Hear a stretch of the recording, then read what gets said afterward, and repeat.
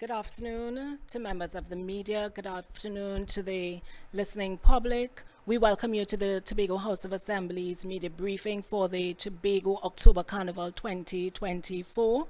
We have on our head table this afternoon Assemblyman Niall George, Assistant Secretary in the Division of Tourism, Culture, Antiquities and Transportation, CEO of the Tobago Festivals Commission, Kern Cowan, ACP Collis Hazel of the Trinidad and Tobago Police Service, Tobago Division, Director of the Tobago Emergency Management Agency, TEMA, Mr. Alan Stewart. We also have here this afternoon, not on the head table, Managing Director of Environment Management Agency, EMA, and we have President of the Tobago October Carnival Association, Mr. Dexter Sandy. I'm Avian Parks. It's my pleasure to be your moderator this afternoon. Without further ado, I invite Assemblyman Niall George to open us this afternoon. Good afternoon, Tobago. This afternoon we are here to speak about the preparedness for the third edition of the Tobago Carnival. If you may notice that I am flanked with major persons in the preparation for the carnival, because to us a safe, clean carnival is of utmost importance. We want to realize great economic activity, but the safety of each and every Tobagonian along this process is important. So, as I said before, we are here to discuss the steps that have been made and further steps that would be made going forward in achieving this goal. Thank you, Assemblyman George. I now invite CEO of the Tobago Festivals Commission, Mr. Kern Cowan, to give remarks. Good afternoon, Tobago and to the world by extension. The Tobago Festivals Commission is elated to the fact of where we are thus far in our preparedness for the Tobago Carnival. We expect a bumper push in terms of the numbers of visitors to the islands, a bumper number of persons being part of bands, and just a bumper carnival altogether. We are in the mode still of working through all our kinks to make sure that everything is prepared in totality. The routes, the clusters, the visitor locations, and the viewing points. We are also in final conversation with all our sponsors, and I would like to say hats off immediately to Be Mobile, who has already signed on as our gold sponsor, and we look forward to our long-lasting partnership with them going forward. We continue to really ensure that we work with all our stakeholders, band leaders, promoters, etc., in building out all the functions that make this a successful festival altogether. As we continue to work with even the stakeholders as the residents of Tobago, the business people as Scarborough, even the churches within the area, to ensure that there is at least as minimum of a disruption during the time, but we're considering each and every person as a critical part of ensuring that this is a successful showing. So we are in a very in the mode of kicking things into gear. You will see the rollout of our branding as early as next week as we continue to prepare. We just came off of a very successful roadshow tour in Trinidad of all of previous week, and that showed an impact of more than 15,000 people on one given point. So we are really expecting greater interest in this 2024 showing of the Tobago October Carnival. Thank you. Thank you very much, Mr. Cowan, for your updates. I now invite ACP Collis Hazel to make his presentation. And Mr. Hazel has been in charge of the security aspect of the carnival and spearheading the Tobago October Carnival security meetings, which we've been having bi-monthly. ACP Hazel. Thank you very much, ladies and gentlemen of the media, fellow citizens of Trinidad and Tobago, and the viewing public worldwide. I am elated once again to be responsible for managing the security aspects of Carnival on the island of Tobago. I entreat all of you to come and revel in paradise. We are once again organizing at this point in time to ensure that your stay while on the island of Tobago continues to be one of a secure and safe place whereby we can all enjoy the festivity of Carnival. The Tobago Carnival is nothing's changed in terms of its preparedness to the stakeholder grouping that is normally responsible for ensuring its safety. We work collaboratively, the Trinidad and Tobago Police Service, with all our stakeholders in a multi-pronged approach, thereby allowing that full operation of the security apparatus to ensure that we treat with any eventuality that is to happen on the island of Tobago during the festival of Carnival. We are catering to not only the Carnival days, but also the pre-Carnival events.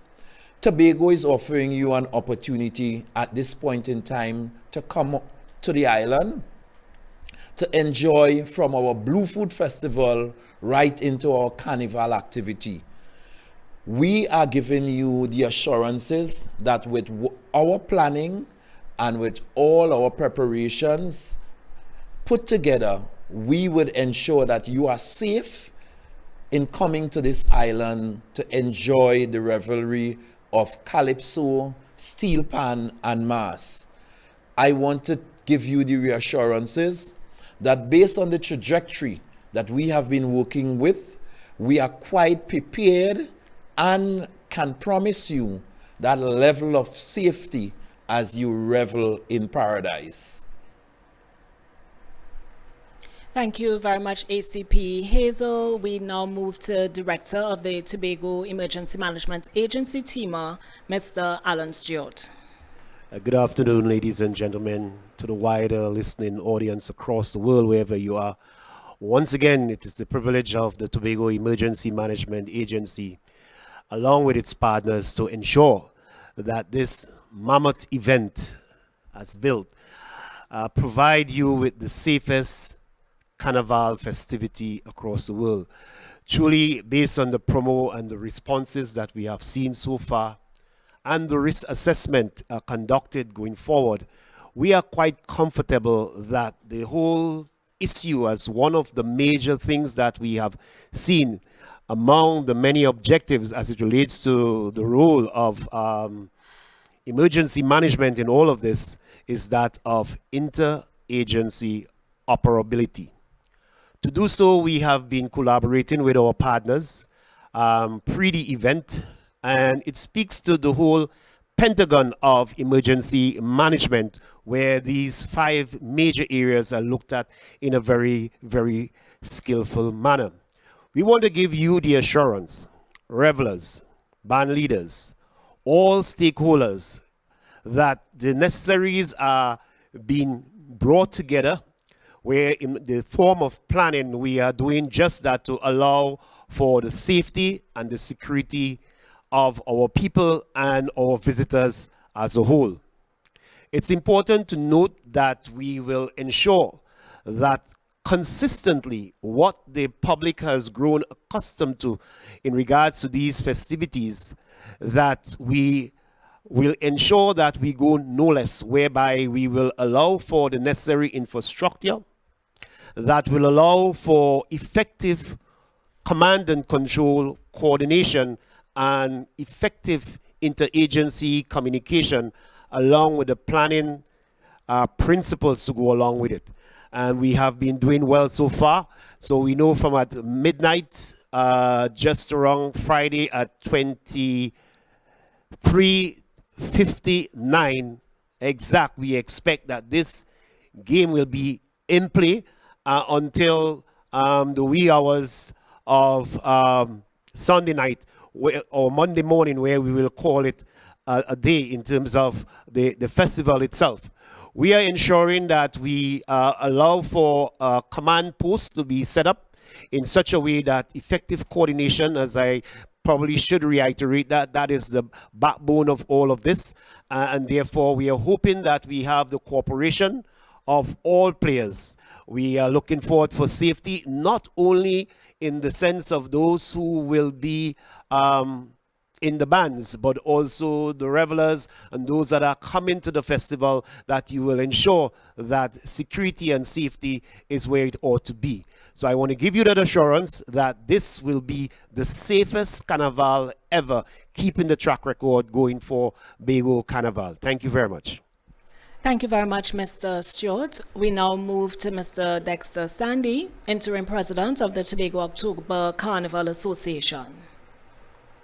Good afternoon to all the viewers looking on from your various jurisdictions. The Tobago October Carnival Association primary function, encompasses the mass bands. And one thing that we must highlight this year is that definitely we have seen an increase in the number of bands being registered to participate in the carnival activities. This is a trend in the right direction. We are seeing in excess of 30 bands being registered for Juve, in excess of 10 for night mass, and just over 21 for the contemporary mass and traditional mass, which takes place on the Sunday. So definitely we're seeing the trends in the right direction as it relates to mass. We're seeing bands would have launched from as early as May this year, and they have been out there marketing and pushing their product and encouraging you, the visitors, and you, the viewers at home, to come on out, check out the mass camps, check out their websites, and buy in. Right? This carnival, this product of Tobago, is something that is significant. It's in the third year running, and we're really looking forward to the support of you, the masqueraders. The gentleman sitting on my right, we have been in meetings for the last month, and really and truly have been planning out what is going to be deemed another safe carnival. Coming out of last year's carnival with no major incident at all, we want to make sure that the masqueraders know that they are coming into a safe environment where they are from, whether they are from here in Tobago, from Trinidad, or abroad. You are coming into a safe environment. No matter which band you choose, you're going to be enjoying the festivities in Scarborough. One of the most beautiful routes ever set out when it comes to a carnival along the waterfront. So a lot of great positives to come out of Tobago Carnival, and we're just saying come on out and be a part of the bands over the 25th to the 27th of October. Thank you very much, Mr. Sandy. And our final presentation will come from Mr. Hayden Romano, Managing Director of the Environment Management Agency, the EMA.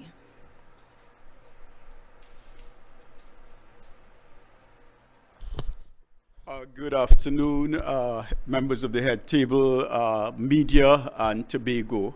The Environmental Management Authority, the EMA, is very happy and very pleased to be associated with the coordination of this, the third issue of the Tobago October Carnival. We are very happy to be supportive, and to be playing a supportive role to all the various agencies and organizations involved in this carnival. And we want to wish Tobago a very successful Carnival 2024. We will play our role. Our interests, our major interest, of course, is human health and the environment. We know that everything is being put in place to protect the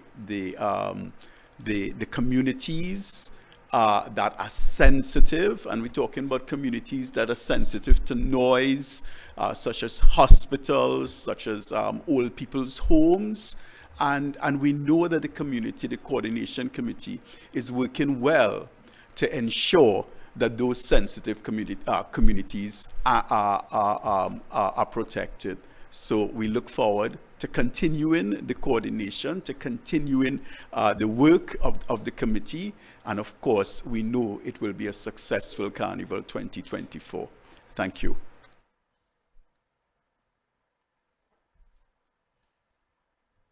Thank you very much, Mr. Romano, for your updates. We've come to the end of the presentations, so we'll now open the floor for questions. We have one member of the media already set to ask his question. Mr. Corey Connolly, you may go ahead. Good afternoon to the head table. I don't know who will be willing to take it, Assistant Secretary George or Mr. Cohen. Could you give us an idea as to how much is being pumped into this year's event? I'll take that question. I wouldn't be able to give you an exact figure at this moment because of a lot of late buying and sponsorship. The budget has to be adjusted. So as soon as there is a concrete figure, it would be released to the public. Is there a kind of ballpark? Because I'm with this one about 6 weeks away. Is there a ballpark? As soon as there are concrete figures that can be released, I don't want to put my foot in my mouth where that is concerned. So I would want to get it correct. So as soon as there is an accurate figure that I can release, it certainly would be released today. In terms of the parade route, will it be a Scarborough-centric carnival again? I don't know who will take it. Okay, so we continue to use the said route that we utilized last year, and the carnival is predominantly centered around Scarborough. That's correct, and therefore persons will have the opportunity to revel within that the space that was set out that we deemed appropriate for carnival for 2024. Thank you, Mr. Connolly, for your questions. We now move to Ms. Carissa Douglas of GTT. Pleasant afternoon to the health table. Just piggybacking on what Mr. Connolly asked, Assistant Secretary George, you said that there has been some late buying. Could you elaborate a little bit further as to what may be preventing you all from being able to share or to have some idea as to what the budget may look like, please? So, some of the sponsors were uncertain initially. Based on the activity that has been taking place in the space, they are all, well, not all, but more are beginning to buying and willing to do more. Whether it be kind, whether it be cash. And that has caused figures to move. So we do not want to put a figure out there that would put us in a bad light or in a bad situation. I am someone, specifically me, that likes to come with facts, right? And as soon as there is a figure that can be bandied around properly, we would release that figure to the public. Thank you. I guess Mr. Cohen, maybe you or Mr. George, you could touch on this one. It's the third installment of Tobago's October Carnival. What can masqueraders, spectators, enthusiasts, carnival enthusiasts look forward to this time around for Tobago's October Carnival? Something different. What could they expect that may be different? Well, what can be different is higher involvement, a better coordinated route, because the route's going to be like a circuit, and it's going to be continuously a safe carnival going forward. So we want to focus on that primarily. One of the other things that would be unique to this carnival would be our staging at the Market Square, that we hope to be a very focal point. That is one unique thing. And then, of course, the entire Wilson Road Seaside Esplanade area to be one of the main viewing points that we will encourage as many visitors to be a part of, because that experience in itself sells. So this carnival takes into consideration both the masquerader and the viewers.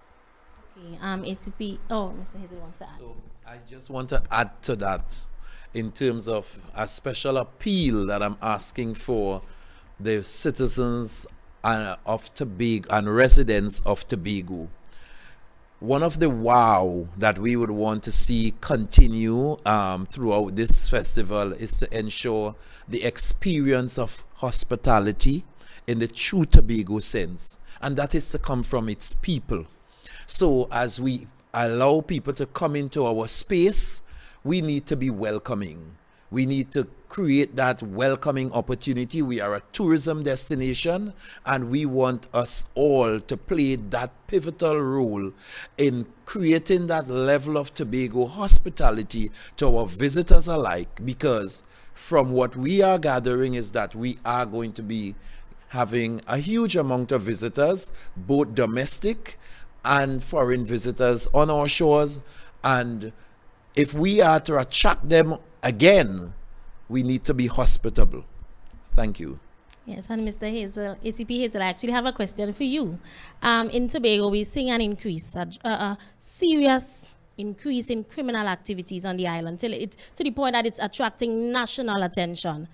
What can persons, or what have you all been doing to address, or to prepare rather, for the, as you said, an influx in visitors, masqueraders, because persons may be fearful as to what is happening here in Tobago? What plans have the TTPS put in place to address this? So let me say to you and on the onlookers and those persons at this point in time who are still trying to make up their mind, Tobago is safe. Tobago is a safe place. Yes, we have had some challenges with our shootings and woundings, which has resulted in murders. However, our serious crimes, the majority of our serious crimes are still down. And therefore, I want to give the public the assurances that we have been looking at some of the persons who are responding, some of the persons who are responsible for some of these offenses, and a plan is being instituted in order to treat with that. Of course, it is a security concern, so I will not let anything out the bag, but we are dealing with this in an overt and covert way in ensuring that we are able to reduce this high level of risk, our perceived risk that persons may have challenges with. I give all the assurances that the TTPS will be working assiduously in ensuring that everyone in this paradise island remains safe. My final question, I guess, Assistant Secretary George, you may be able to take this one. In terms of, usually there's a usual complaint about air bridge, sea bridge issue, especially when it's high traffic period, persons coming to Tobago. Have you all begun the discussions with the airport authority, with Caribbean Airlines, with the port authority to ensure that persons could get to Tobago safely and quickly? Well, the word begun is misplaced there because conversations with the airline carriers have never stopped. We were able to get additional sailings from the port authority as well as additional flights. Those are almost booked out as far as I know. Conversations continue to be had to have additional flights because I know this is a Carnival meeting, but outside of Carnival, we have been trying to get additional flights on the air bridge because people have been suffering on the airports for quite some time. Since COVID, the airport has never reopened to its past capacity, and conversations have been had continuously with CAL and the port. Well, it seems as though we've come to the end of our questions. I'm not seeing anyone online. So let me thank the media very much for your questions this afternoon. I want to thank the listening and viewing public for tuning in. I'd also like to thank the head table, including Mr. Romano, for your presentations. And I just want to let persons know that plans are happening in a very intentional and deliberate way for the Tobago October Carnival. And just to reiterate that we expect it to be one that is very safe and secure. So thank you for tuning in. I want to thank the Department of Information as well for the broadcast. Do have a very safe afternoon.